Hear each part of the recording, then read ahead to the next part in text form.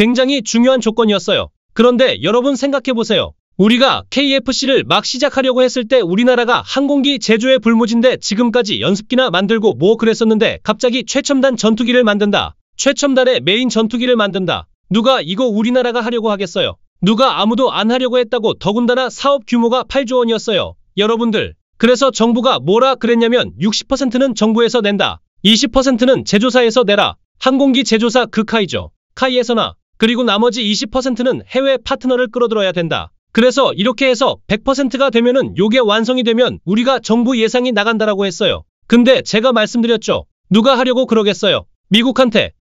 우리는 우리가 잘 만든데 왜 너네들하고 유럽 우리 뭐 유로 파이터도 있고 그러는데 싫어. 당연히 프랑스도 우리 라팔 있거든. 그러니까 뭐예요? 당연히 항공 선진국들은 우리가 왜 한국에 투자해야 돼? 한국에 투자했다가 잘못해서 쟤네가 잘 만들기라도 하면 우리는 쓸데없이 미래의 경쟁자를 키워주는 셈인데 당연히 아무도 안 하죠. 더군다나 뭐 우리가 제가 말씀드렸잖아. 항공계 불모지였으니까 쟤네가 무슨 기술이 있어? 무슨 기술 있어?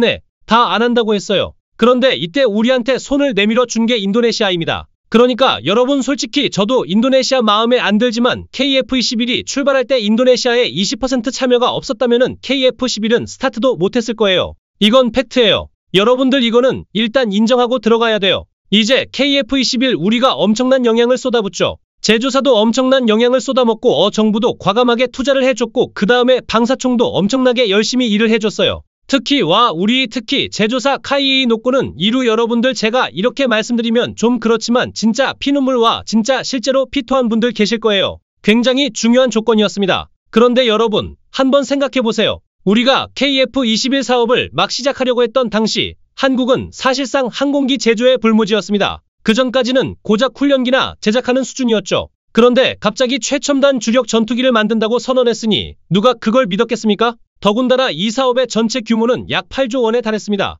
그래서 정부는 이렇게 분담 구조를 정했습니다. 60%는 정부가 부담하고 20%는 제작사인 KAI가 부담하며 나머지 20%는 해외 파트너를 유치해서 충당하라. 이 조건이 충족되어야만 정부 예산이 투입되는 구조였던 겁니다. 하지만 문제는 누가 그 20% 해외 파트너를 하겠냐는 것이었습니다. 미국은 이미 자신들이 항공 선진국인데 굳이 한국과 손잡을 이유가 없었고 유럽 역시 마찬가지였습니다. 유로파이터도 있고 프랑스는 라팔 전투기를 보유하고 있는데 왜 굳이 한국의 기술과 자금을 투자하겠습니까? 만약 한국이 이를 성공시킨다면 오히려 미래의 경쟁자를 키워주는 셈이 되기 때문이죠. 결국 선진국들은 하나같이 모두 거절했습니다. 한국이 항공산업의 불모지였다는 점도 걸림돌이었습니다. 쟤네가 무슨 기술이 있어? 무슨 경험이 있어? 라는 반응이 일반적이었고 실제로 아무도 한국과 손잡으려 하지 않았습니다. 그런 상황에서 유일하게 손을 내민 나라가 인도네시아였습니다. 솔직히 저도 지금의 인도네시아 태도에는 불만이 많지만 냉정하게 말하면 KF-21 사업이 출발할 수 있었던 결정적 이유 중 하나가 바로 인도네시아의 20% 참여였습니다.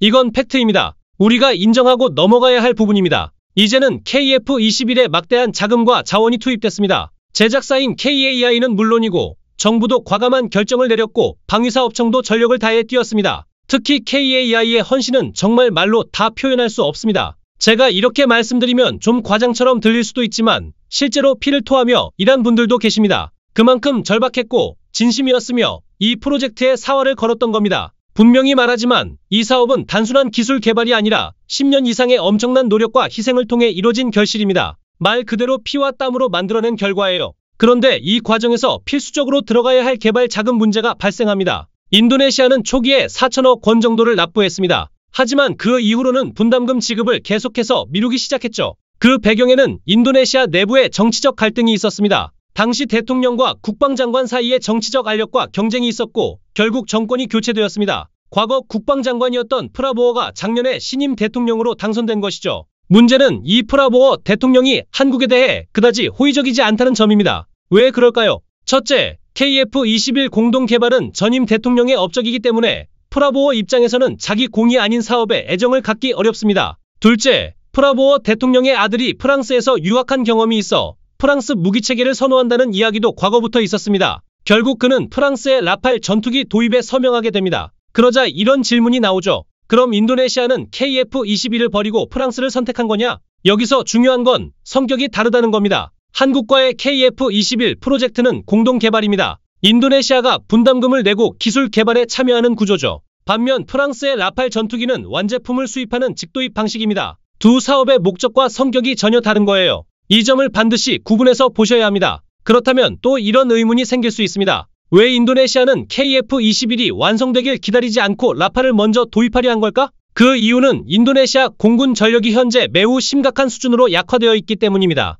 지금 인도네시아가 보유한 가장 강력한 전투기는 러시아제 수호이 스-27입니다. 그런데 여러분도 아시겠지만 이번 러시아 우크라이나 전쟁에서 스-27의 성능이 처참하게 무너졌죠. 전투력 신뢰도에 큰 타격을 입은 겁니다. 더 큰 문제는 인도네시아의 전략적 라이벌이 말레이시아라는 점입니다. 말레이시아 역시 스-27을 보유하고 있고 그 외에도 다양한 전력을 갖추고 있어요. 그러다 보니 인도네시아는 현실적인 전력 공백을 메우기 위해 당장 쓸 수 있는 라팔을 도입하려는 판단을 내린 것입니다. 말레이시아는 미국산 FA-18 전투기도 보유하고 있습니다. 게다가 최근에는 차세대 전투기 사업을 추진하면서 기존의 FA-18 혼넷을 수호이 전투기로 교체할까 하는 계획도 검토했었고 동시에 유럽 측에는 유로파이터 타이푼에도 관심이 있다는 의사를 내비쳤습니다. 이런 상황을 본 인도네시아는 어떻게 생각했을까요? 라이벌인 말레이시아가 공군 전력을 이 정도로 끌어올리면 우리도 가만히 있을 수 없다는 생각이 들 수밖에 없었겠죠. 한국은 2026년부터 양산을 본격화하고 2028년경부터 우리 공군의 실전 배치를 시작할 예정입니다. 그러니까 인도네시아가 이 전투기를 자체 생산하거나 실전 배치까지 가려면 앞으로도 몇 년은 더 기다려야 한다는 뜻이죠. 문제는 인도네시아 입장에서는 지금 당장 필요한 전투기가 없다는 것입니다. 그래서 결국 프랑스와 라팔 전투기 42대의 직도입 계약을 체결하게 된 겁니다. 여기서 중요한 건 단순한 MOU 수준이 아니라 정식 계약이었다는 점입니다. 다만 실제로 인도네시아가 얼마나 계약금을 납부했는지, 전체 대금 지급 계획이 얼마나 이행되고 있는지는 아직 명확하지 않습니다. 이 부분은 좀 더 지켜봐야 하겠죠. 한편 만약 인도네시아가 한국에 분담금 1조 6천억 원 전액을 지급했다면 한국은 시제기 1대를 제공해야 하는 조건이 있었습니다. 이와 관련해 과거 협상 당시 인도네시아 측은 우리가 분담금을 다 낼 테니 시제기를 넘겨달라. 그리고 그 시제기를 분해해서 기술을 분석할 수 있도록 허용해달라고 요구했습니다. 하지만 이건 한국 입장에서는 도저히 받아들일 수 없는 조건이었죠. 전투기 기술은 국가 핵심 전략 자산인데 시제기를 분해해 내부 기술을 들여다보는 것은 말 그대로 기술 유출 위험이기 때문입니다. 그렇다 보니 협상은 좀 더 현실적인 선에서 조정됐고 인도네시아가 완납하지 않게 되면서 그 조건도 무산됐습니다. 여기서 제 개인적인 분석을 조금 보태보자면 당시 분위기는 이랬을 겁니다. 우리는 굳이 너희 인도네시아가 아니어도 돼. 나갈 거면 나가라. 지금 줄 서 있는 나라들 많다. 실제로도 그렇게 이야기한 사람이 있었고 심지어 어떤 관계자는 어제도 해외 파트너 쪽에서 전화가 와서 인도네시아가 빠지면 우리 들어갈 수 있냐고 물었다고 했습니다. 그래서 인도네시아 측에 이런 분위기를 보여준 거죠. 우리는 다른 데서도 연락 오고 있다. 당장 1조 6천억을 캐시로 쓸 순 없어도 진지한 의향을 밝힌 쪽은 분명히 있다. 이런 통화 내용을 인도네시아 측에 간접적으로 전달하면서 협상에서의 압박카드로 활용했던 겁니다. 어제는 정말 마음이 살짝 흔들리더군요. 솔직히 이런 생각도 들었습니다. 지금이라도 인도네시아는 접고 다른 나라와 손을 잡는 게 낫지 않을까? 왜 사랑은 늘 흔들리는 걸까요? 하지만 이런 협상은 감정이 아니라 현실과 전략이 중심이 되어야 합니다. 인도네시아 역시 상황을 냉정히 보는 눈이 있습니다.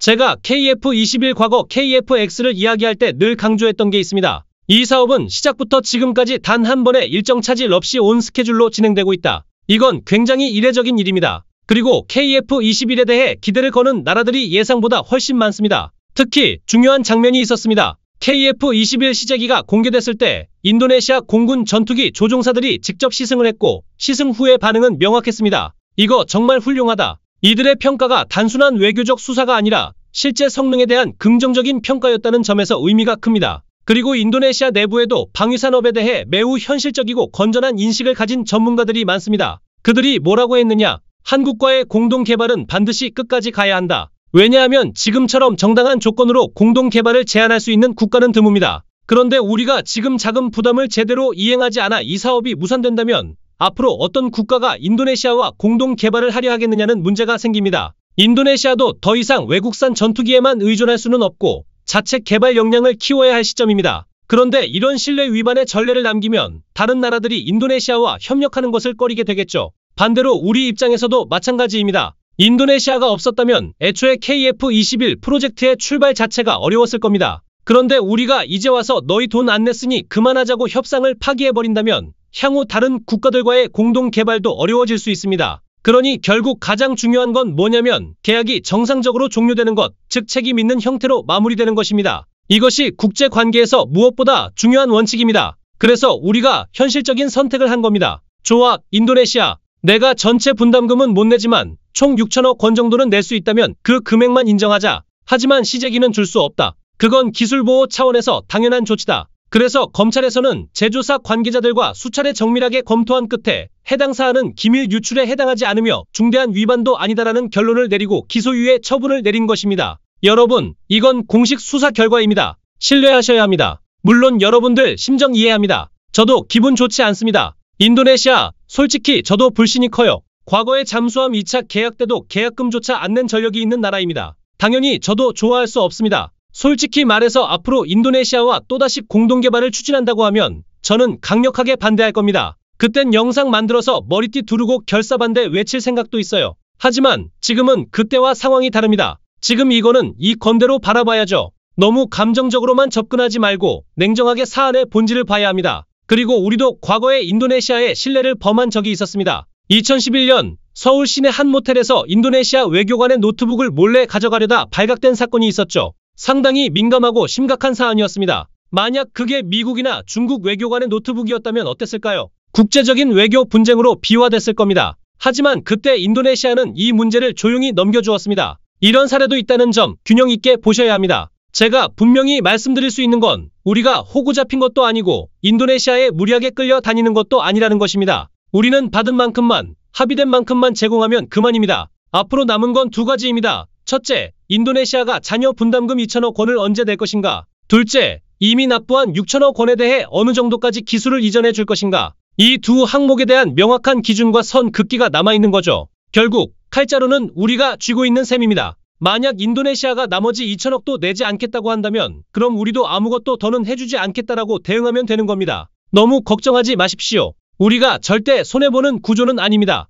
물론 인도네시아 정부의 과거 행보나 무책임한 자세에는 많은 아쉬움이 있습니다. 하지만 그와는 별개로 이번 계약은 우리에게도 이익이 되며 과도한 양보는 없었다는 점 분명히 말씀드립니다. 지금까지 인도네시아와의 공동개발 과정에는 여러 어려움과 시행착오가 있었지만 이번 합의로 인해 마무리 단계에 진입하게 된 것입니다. 남은 부분만 잘 마무리하면 되는 상황이고 그 정도는 인도네시아도 충분히 감당할 수 있는 능력이 있습니다. 사실 우리가 1조 2천억 원 중 일부를 회수하지 못했을 때 30%는 천연자원이나 다른 방식으로 납부해라는 제안까지 했었습니다. 하지만 인도네시아는 그마저도 난색을 보였죠. 이 사례를 통해 우리가 깨달아야 할 점이 있습니다. K방산이 아무리 잘 나가더라도 이를 수출하고 협력할 대상에 따라 전략을 달리해야 한다는 것입니다. 그 중에서도 인도네시아가 가장 어려운 사례 중 하나가 될 줄은 미처 예상하지 못했습니다. 물론 인도네시아와의 사업은 단순한 직수출이 아니라 공동개발 방식이었기에 더욱 복잡하고 어려웠던 것이 사실입니다. 따라서 이번 일을 통해 우리는 반드시 교훈을 얻어야 합니다.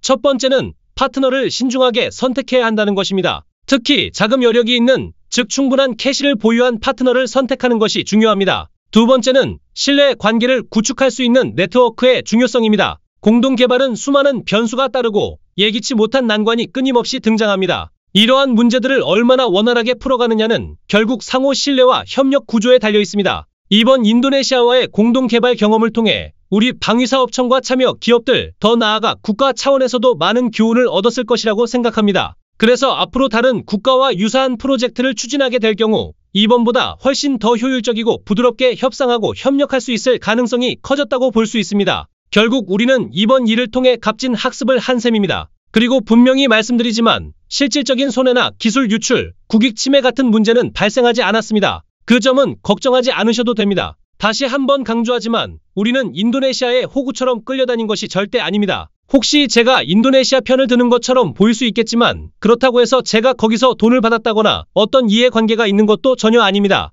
농담이지만 4달러만 주면 뭐든 해주겠다는 식의 이야기는 진심이 아닙니다. 걱정하지 마세요. 진짜 중요한 건 무엇이냐? 우리 엔지니어들과 연구진들을 더 많이 응원하고 격려해야 한다는 점입니다. 그들이 있었기에 KF-21이 여기까지 올 수 있었고 이제는 하루라도 빨리 우리 공군에 실전 배치되어 전력화되는 일이 남아있습니다. KF-21 개발은 여기서 멈추면 안 됩니다. 블록 3로 업그레이드되어 진정한 KF-21EX 5세대급 전투기로 발전해야 합니다. 이를 위해서는 국가적 역량과 관심 그리고 국민들의 지속적인 응원이 필요합니다. 다음 시간에는 더 흥미롭고 유익한 주제로 찾아뵙겠습니다. 감사합니다.